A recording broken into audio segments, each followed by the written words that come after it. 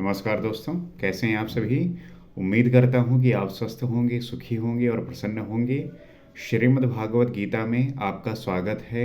हम यहाँ पे जीवन के जो निर्णय हैं, आप जो जीवन में हर एक समय चुनौती को लेके परेशान हो जाते हैं, आपके निर्णयों में कहीं न कहीं कोई अज्ञानता नज़र आती है, आप बाद में उस चीज़ को लेके काफ़ी परेशान होते हैं। तो आप अपने निर्णयों को लेके आपको जीवन में किस प्रकार से जीना है, किस प्रकार से रहना है, उसे किस प्रकार से आप कैरी फॉरवर्ड करते हैं, उसको कैसे ले जाते हैं, क्योंकि जीवन ऐसा है कि हम इसके खुद रथी बनते हुए इसको हाँकते हैं। और अगर इसको हम सही दिशा में ले जाएंगे तब ये सही दिशा में जाएगा, और अगर हम इसे गलत दिशा में लेके जाएंगे तो ये गलत जगह पहुंच जाएगा।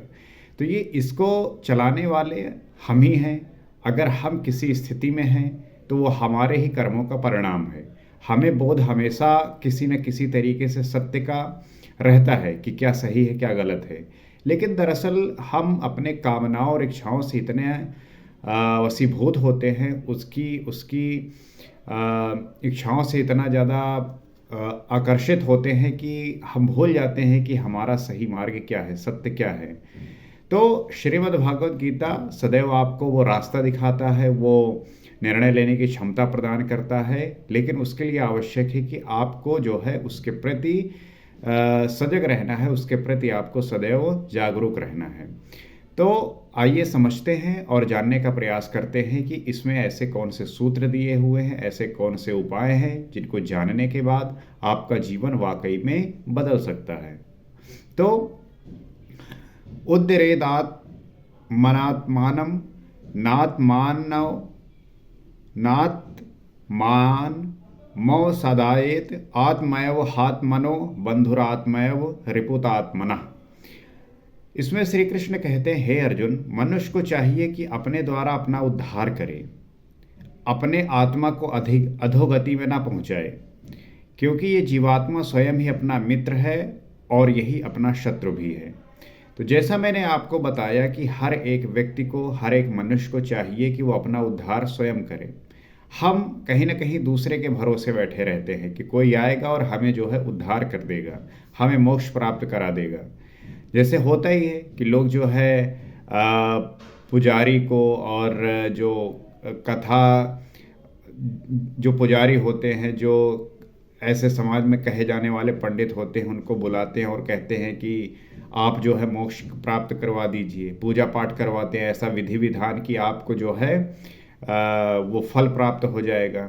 तो यहाँ पे कोई उद्धार करने वाला आपका नहीं है, ना कोई पुजारी, ना पुरोहित, कोई नहीं। आपका उद्धार आप स्वयं कर सकते हैं और अपने आत्मा को अधोगति में ना पहुंचाएं। तात्पर्य यह है कि आप अपने आत्मा को खुद शुद्ध कर सकते हैं, आप ही अपने आत्मा को जान सकते हैं। यहाँ पे ऐसा कोई भी नहीं है जो आपको वो रास्ता दिखाएगा, वहाँ पे लेके जाएगा। रास्ता दिखाने वाला आपका गुरु हो सकता है, मार्ग दिखाने वाला आपका गुरु हो सकता है कि किस प्रकार जाया जाता है, लेकिन कोई कहे कि मैं पहुँचा दूंगा, तो ये तो फिर आपको कहीं ना कहीं वो झूठा दिलासा दे रहा है और आप उसके चक्कर में फंस रहे हैं। तो आपको इससे बचना है, आपको इससे जो है जागरूक होना है, क्योंकि ये जीवात्मा स्वयं ही अपना मित्र है और यही अपना शत्रु भी है। तो कोई भी व्यक्ति अपना खुद का जो है शत्रु भी होता है और अपना ही जो है मित्र होता है। मित्र कैसे? अगर आपने मन को अपने अधीन कर लिया तो यही जो है आपका मित्र हो जाता है, और अगर मन के अधीन तुम हो गए तब तो गए आप, फिर ये जो है आपका शत्रु हो जाता है। क्योंकि मन के अंदर ऐसे ऐसे विचार आते हैं कि अगर उन विचारों को आपने नहीं पकड़ा तो वो फिर आपको ऐसी ऐसी जगह पटकेगा कि आपका जो है जीवन समाप्त हो सकता है, आपका जीवन खत्म हो सकता है। अर्थात आप जो है ऐसी जगह, ऐसे रास्ते में पहुंच सकते हैं जहां से निकलना आपके लिए मुश्किल हो जाएगा, आप परेशान हो जाएंगे। तो आप अपने जीवात्मा के स्वयं ही मित्र हैं और अपने ही जो है शत्रु हैं। तो इसे जो है जानने की आवश्यकता है, समझने की आवश्यकता है, और कब ये शत्रु होता है और कब मित्र होता है। अब ये हम समझते हैं कि ये शत्रु कब हो जाता है और मित्र कब होता है। तो इस पर कहते हैं, बंधुर आत्मात् मानतस्व येनात् मनः जितः अनात्मनस्तु शत्रुत्वे वर्तते वर्तेतात्मैव शत्रुवत्। तात्पर्य क्या है कि जिस पुरुष द्वारा मन और इंद्रियों सहित शरीर जीता हुआ है उसके लिए उसी का आत्मा मित्र है। तो जिस भी व्यक्ति ने अपने मन और इंद्रियों को शरीर सहित जीत लिया है उसके लिए वही जो आत्मा है वो मित्र हो जाता है, और जिसके द्वारा मन और इंद्रियों सहित शरीर नहीं जीता जाता उसके लिए वो स्वयं शत्रुता में बरतता है। तो अगर आपने मन शरीर इंद्रियों को जीत लिया तो आप ही जो है अपने मित्र हो गए। अगर आप इंद्रियों शरीर और मन के अधीन हो गए तो आप जो है फिर शत्रु हो गए। तो कहीं और उसी प्रकार से फिर चीज़ें बाहरी घटित होती हैं, तो आप अपने ही मित्र और शत्रु हैं। तो इसमें श्री कृष्ण एक बात कहते हैं कि अपने द्वारा अपने आत्मा का उद्धार करें, उसे अधोगति में ना पहुंचाएं, क्योंकि आत्मा ही मित्र है। तो जैसा हमने समझा कि आत्मा का उद्धार आप स्वयं कर सकते हैं और उसे अधोगति में किसी भी प्रकार से ना पहुंचाएं। आप जो है जो आपकी आत्मा है वही मित्र है। जब उसको आप जान जाएंगे, वहां पहुंच जाएंगे, तभी जो है वो आपका मित्र हो जाएगा। और सृष्टि में ना कोई दूसरा शत्रु है ना मित्र, यहाँ पे ना कोई मित्र है ना शत्रु है। आप अपने ही मित्र हैं और अपने ही शत्रु हैं। आपके जो भी काम हैं, आपके जो भी कर्तव्य हैं, वो आपके ही द्वारा निर्धारित होते हैं, आप ही उसे करते हैं।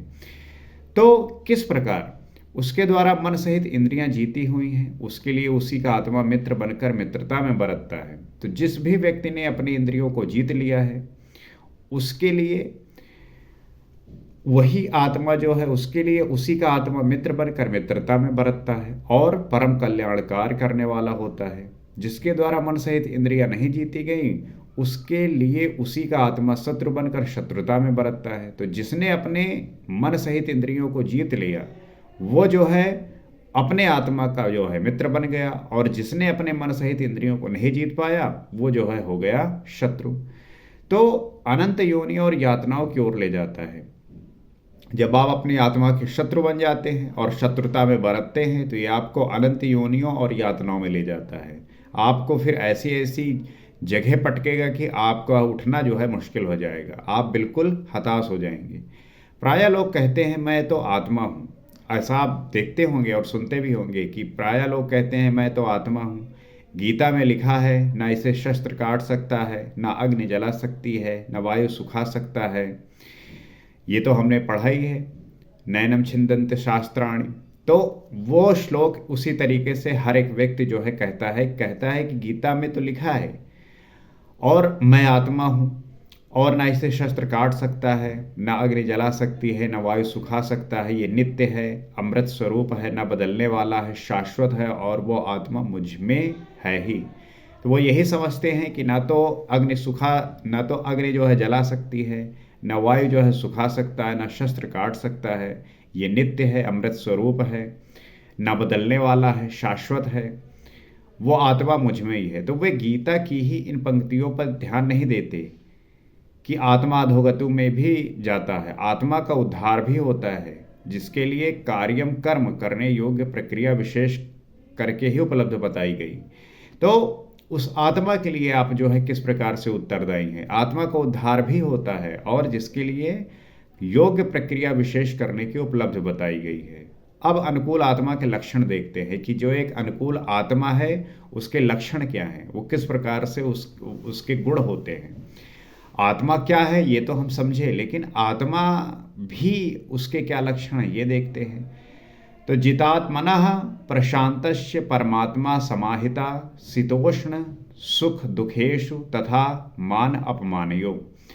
तो सर्दी गर्मी सुख दुख और मान अपमान में जिसके अंतःकरण की प्रवृत्तियां भली प्रकार शांत हैं, ऐसे स्वाधीन आत्मा वाले पुरुष में परमात्मा सदैव स्थित है, कभी विलग नहीं होता। तो चाहे सर्दी हो चाहे गर्मी हो, चाहे सुख हो चाहे दुख हो, चाहे मान हो चाहे अपमान हो, जिसके अंतःकरण में वृत्तियां भली प्रकार शांत हैं, अर्थात कोई भी सिचुएशन हो, उस भी किसी भी स्थिति में अगर जिसकी अंतःकरण की जो वृत्तियां हैं वो शांत हैं, तो ऐसे जो स्वाधीन आत्मा वाले पुरुष हैं वो परमात्मा सदैव परमात्मा में स्थित होते हैं और उससे कभी विलग नहीं होते।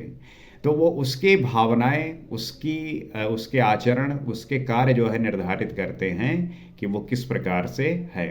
और जितात्मा अर्थात जिसने मन सहित इंद्रियों को जीत लिया है, जिसने मन सहित इंद्रियों को जीत लिया है, वृत्ति परम शांति में प्रवाहित हो गई है, यही आत्मा के उद्धार की अवस्था है। तो जिसकी वृत्ति परम शांति में प्रवाहित है और यही आत्मा के उद्धार की अवस्था है, इसी से जो है आत्मा का उद्धार होता है। तो हमेशा हर एक व्यक्ति को प्रयास करना चाहिए कि वो जो है जितात्मा बने, अर्थात जिसने मन सहित इंद्रियों को जीत लिया हो, ऐसा जितात्मा। तो उसकी वृत्ति जो है वो परम शांति में प्रवाहित होती हैं। आप बहुत सारे ऐसे व्यक्तियों को देखेंगे जो इतने विचलित होते हैं कि उनका हर कार्य इतना विचलन पूर्ण भरा होता है, वो इतना हड़बड़ाए से रहते हैं, बड़े परेशान से रहते हैं, उनके चित्त की चंचलता उनको सदैव विचलित रखती है। तो क्या कारण है? कारण यही होता है कि उनकी जो वृत्तियां हैं वो शांत नहीं हैं, उनका जो मन है वो शांत नहीं है, उनके उनके अंदर विचारों का जो प्रवाह है वो बहुत तेजी से जो है हो रहा है। तो वो जो है विचलित होते हैं, परेशान होते हैं। लेकिन जिसकी वृत्तियां शांत हैं, जिसके मन सहित इंद्रियां उसके नियंत्रण में हैं, तो वह व्यक्ति जो है अपने नियंत्रण के दायरे से बाहर नहीं जाता। उसकी उस वो जो भी व्यवहार करता है वो अपने अधीन में करता है, अर्थात सब कुछ कंट्रोल में होता है। और इस प्रकार से वो जो व्यक्ति है वो जितात्मा कहलाता है, अर्थात जिसने अपने मन सहित इंद्रियों को जीत लिया है। तो वो व्यक्ति सदैव शांत रहता है। आप अपने समाज में ही ऐसे बहुत सारे व्यक्तियों को देखेंगे कि कोई भी सिचुएशन हो, कोई भी परिस्थिति हो, कितना भी मुश्किल परिस्थिति हो, वो काम और कंपोज रहते हैं, बिल्कुल शांत रहते हैं। तो क्या वो उनके एक्सपीरियंस से आया? क्या उन्होंने कोई ऐसी साधना की? क्या किस चीज़ से वो समझे, क्या जाने, क्या सोचते हैं, किस प्रकार से विचार करते हैं? तो ये जानने की आवश्यकता है। और उनकी समझदारी, विवेक, शांत होना, वो कहाँ से सीखे, किस प्रकार से सीखे, कोई साधना की या जो है स्वतः हो गया एक समय के साथ, एक्सपीरियंस के साथ। तो इसीलिए आप देखेंगे कि जो नवयुवक होते हैं, किशोरावस्था में होते हैं, जो युवा होते हैं, वो बिल्कुल उनमें एनर्जी इतनी प्रवाहित होती है, उनका जो टेस्टोस्टेरोन होता है इतना हाई होता है कि वो सदैव जैसे फुदकते रहते हैं। वो एक जगह से दूसरी जगह एकदम धड़ाधड़ जो है आते जाते रहते हैं। लेकिन जो एक वृद्ध है उसको देखोगे बिल्कुल शांत, कंपोज, काम रहता है, उसके बातों में बड़ी गंभीरता होती है। लेकिन जो एक जवान व्यक्ति है, युवावस्था में है, किशोरावस्था में है, उसके विचारों का जो है प्रभाव देखिए। तो ऐसा नहीं है कि कोई किसी अवस्था में कैसा है। हो सकता है कि एक वृद्धावस्था भी अपनी इंद्रियों और मन के अधिकार में है और वो उस प्रकार का जो है व्यवहार नहीं कर पा रहा है, तो ये हो सकता है। परंतु जो स्वभावता देखा जाता है वो ऐसा ही होता है कि व्यक्ति की जो इंद्रियां हैं, व्यक्ति का जो मन है, वो उसी प्रकार से उसके स्वभाव में भी फिर परिलक्षित होने लगता है। तो हमें आवश्यक है कि हम अपने आप को शांत रखें, अपने आप को एकदम काम रखें, और तभी जो है हम निर्णय ले पाएंगे। क्योंकि अगर निर्णय आप तभी सही से ले सकते हैं जब आप बिल्कुल अंदर से शांत हो, और ये तभी हो सकता है जब आप अपने कामनाओं से रहित होंगे, कामनाएं आपके अंदर नहीं होंगी, इच्छाओं का आप दमन करेंगे। तो फिर जो है चीज़ें आराम, जितना बाहर से ये चीज़ें कटती चली जाएंगी, अंदर से आप उतने ही शांत होते चले जाओगे, और अंदर से जितने शांत होगे उतने ही आपके अंदर उपलब्धियां आने लगेंगी, उतने ही उपलब्धियां आप प्राप्त करने लगेंगे। तो आवश्यक है कि आप अपने आप को शांत करें, काम करें, कंपोज करें, तभी जो है आप अपने जीवन में बेहतर निर्णय ले सकते हैं। अन्यथा एक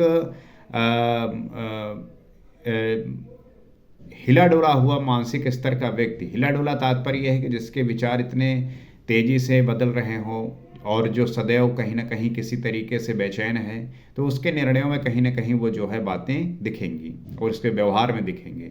तो आवश्यक है कि वो इस बातों का ध्यान रखे, तभी जो है ये इस स्थिति को प्राप्त कर सकता है और इसको जान सकता है। अगर कोई व्यक्ति इस तरह से पीड़ित है, परेशान है, ऐसे उसके लक्षण है तो करे क्या? उसे ध्यान करने की आवश्यकता है।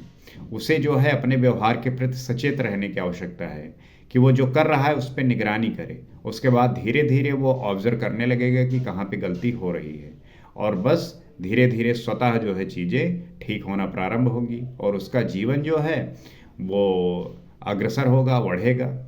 तो इस प्रकार से वो अपने आप को भी साध सकता है, अपने आप को भी जान सकता है।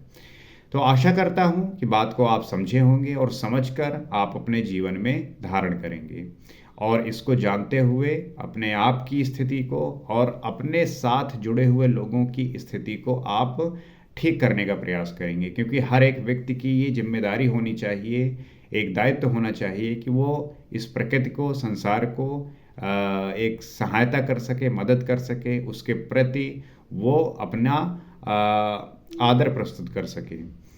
इसी आशा के साथ अगले एपिसोड में आपसे आगे बात करेंगे, कुछ और समझेंगे। आज के लिए इतना ही। नमस्कार।